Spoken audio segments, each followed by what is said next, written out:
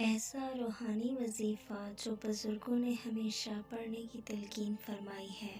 موجودہ دور میں دل کی تکلیف بہت عام ہو چکی ہے۔ ایک تو وہ لوگ جن کا دل کمزور ہوتا ہے، دوسرے وہ لوگ جنہیں دل کا عارضہ ہو جاتا ہے، ان کا دل بیٹھ ہی جاتا ہے۔ انہیں دھڑکا لگا رہتا ہے کہ ان کے دل نے کب ان کا ساتھ چھوڑا۔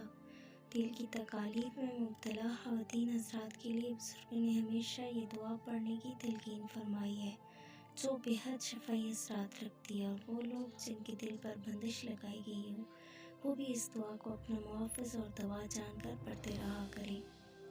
ہر فرض نماز کے بعد دل پر سیدھا ہاتھ رکھ کر 7 مرتبہ پڑھیں، پھر ہتھیلی پر دم کر کے سینے پر پھیر لیں۔ دعا یہ ہے: یا قوی القادر المقتدر القوی قلبی۔ اس کے بعد شہادت کی انگلی دل پر رکھ کر 7 مرتبہ یہ آیت پڑھیں: وَاسْتَقِمْ كَمَا أُمِرْتَ وَمَنْ تَابَ مَعَكَ۔ اس کے بعد 7 مرتبہ یا قوی پڑھیں۔ انشاءاللہ بیماری سے حفاظت رہے گی۔